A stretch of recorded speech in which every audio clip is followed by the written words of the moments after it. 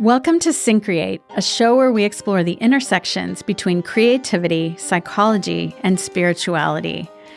Our goal is to demystify the creative process and expand the boundaries of what it means to be creative. I'm Melinda Rothouse, and I help individuals and organizations bring their creative dreams and visions to life. Hi, and I'm Charlotte Gullick, and I am a writer, educator, and editor, and I co-create many things with Melinda. All right, we're back, and for this mini episode, we're going to be talking about the second stage in our Syncreate process, which is plan.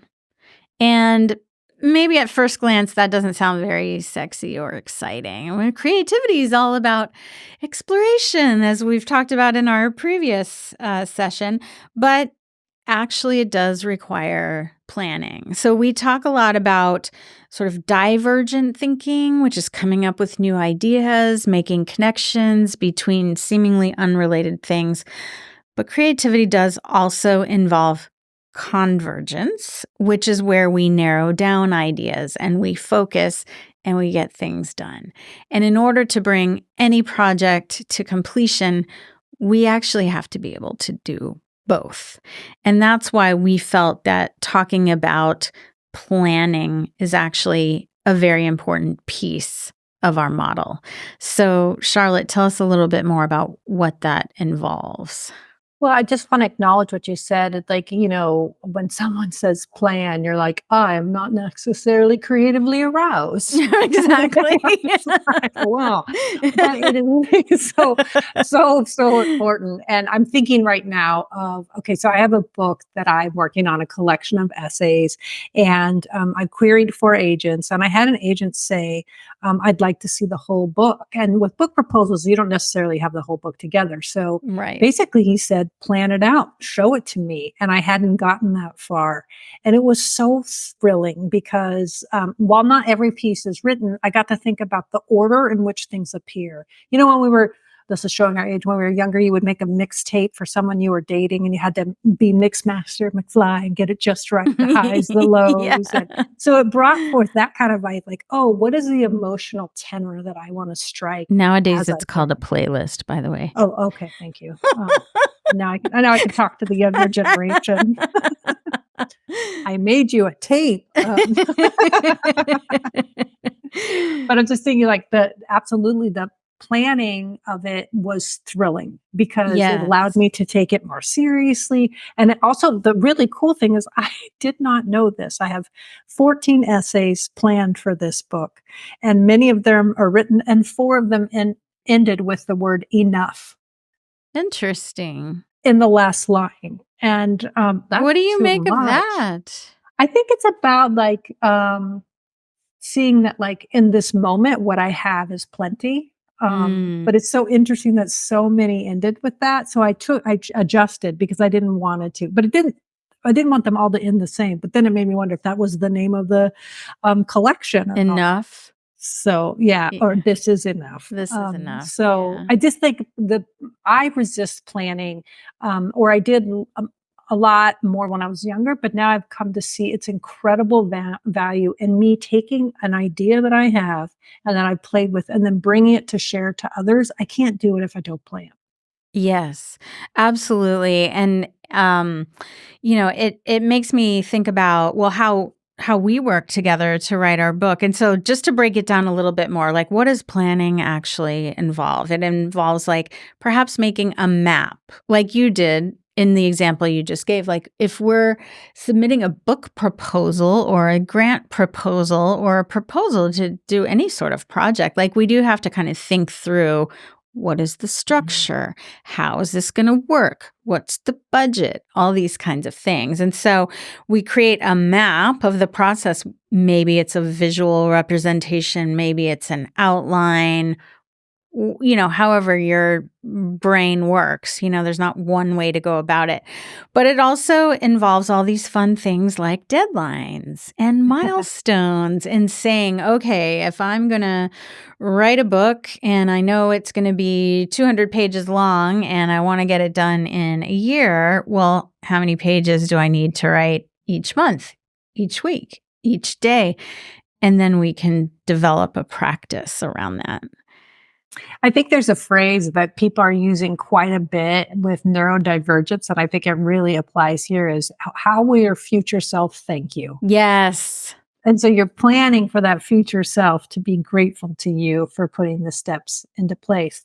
I did want to note that in our book, we do offer a project timeline where we actually break it down for you and help you if it's something that you're not familiar with. And I believe you can email us and get a free template. Yes, you certainly can. Just find us on syncreate.org and we will send you a free project planning template that you can use for any of your creative projects.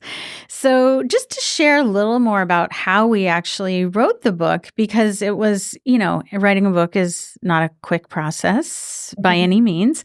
It often takes years. And that was the case for us. Once we started putting our ideas to paper, we took some time in our weekly meetings and did a couple of retreats where we took a longer chunk of time. And we got to a working draft of the book pretty much around the time the pandemic arrived. Well, it's interesting because we had set a goal, I think, by maybe August of 20 to have a full draft. And then we were like, oh, what do we do now? We can't meet. Yeah. But we found a way. We did. So we were meeting on the phone and working in a Google document. And once we had our draft complete, then we went back in our mostly 1 hour a week meetings and went through and revised the entire book together. Sentence by sentence. Yeah. And yes. And once we got to the really refining phase, like literally sentence by sentence. And that's one way to work. It's not the only way to collaborate. I've heard of other people just saying, you take this chapter, I'll take that chapter. And, and we did that initially, but then we traded off and picked up where the other left off and blended it so completely that sometimes I can tell who wrote what and sometimes I can't. Actually. Well, if it's a sentence that has a lot of extra words, I probably wrote it. And then we edited. Yeah, because we're documenting our own best processes, exactly, right? Exactly. Yeah, so it was a really awesome collaboration. And, we utilized the time and resources we had, which were not a lot. Like we both have full lives and other things going on. And it was the pandemic and all of this. But, we talk a lot about incremental progress, right? Absolutely. And just doesn't mean you just hole yourself up for 3 months and you do the whole thing. Maybe some people do that, and that's great. That's not how we did it because it wouldn't have been feasible for us to do it that way. But by setting a goal and having kind of milestones and deadlines for ourselves, we were able to complete this book through a series of weekly meetings over several years. And I would also add that we used the process itself, right? We played, then we planned, and then we produced. And then on the day-to-day level, we would say, do you feel convergent or do you feel divergent today? And if it was a day that we didn't feel divergent, we'd go and edit. Yeah. Or if it was a day where we felt like we could be generative. So we actually use the process. And I think the other thing that's really cool about our book that we haven't talked a lot about is that it creates a shared language for creativity. Yes. And that's really important. So as we break it down into approachable tasks. Absolutely. And that's another thing that we encourage people to reflect on, like, what is your own creative process? Because again, there's not just one way to go about things. And so we can't tell you, like, this is how you have to do it. But what I always tell my clients and students is figure out the way that works for you. And once you figure out what that is, then you'll be able to do it the next time and the next time, right? So you don't have to reinvent the wheel each time. Yeah. So that brings us, I think, nicely to our creativity pro tip for this session, which is around accountability partnership. So with accountability partnership, it may sound really formal, but it's actually not. It's identifying someone in your life who will gently and firmly say, "Hey, how's that going?" And so you can do the reverse so that you both can hold each other accountable for projects that you want to get done. So like right now I have one with someone that works at Vassar. She really wants to write. And I said, "So when should I check in with you about that?" And she said, "By December 31st. So I have an email or a note in my calendar to email her to say, "How's it going?" So it's really pretty easy and it can be very, very powerful. Yes. Yeah, absolutely. And that could look like a formal, coaching partnership. That could look like a colleague who's working in a similar or different medium. Like I've heard of people, again, during the pandemic, just doing a Zoom session and they both write or they both work on their project for an hour on Zoom separately, but together. Or it could just be a regular check-in, weekly, monthly, whatever it is. But, just having somebody who you can have some external accountability around your work so that sometimes that's helpful.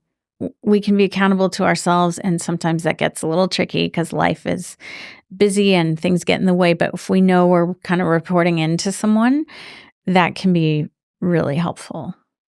And just a quick, I think sometimes people feel like, well, the real artists don't have accountability partners, but what were the salons, where people gathered at the end of the day or every week to check in? Of course, they're socializing, but they have people to report to. So it's actually, there's a tradition of this that we can lean into if we want. Absolutely. So at Syncreate, we're here to support your creative endeavors. So if you have an idea for a project or a new venture, please reach out to us for one-on-one coaching or join our Syncreate 2024 coaching group, which we're really excited to be offering. This will be a small group of folks who they identify a project and take it through its process, and we meet regularly to check in and be inspired. Yeah, so we'll be walking you through the model that we've been talking about in these mini sessions of play, plan, and produce. So you can find more on our website, syncreate.org. Where you can also find all of our podcast episodes. We're on social media as well under Syncreate, and we are on YouTube. We are releasing our episodes both in audio and video on YouTube. So find us and connect. And we are recording today at Record ATX Studios in Austin and with Charlotte in the Hudson Valley. So glad to have you with me on this new endeavor of our Creative Spark episodes. And the podcast is produced in collaboration with Mike Osborne at 14th Street Studios. So thanks so much for being with us, and we'll see you next time.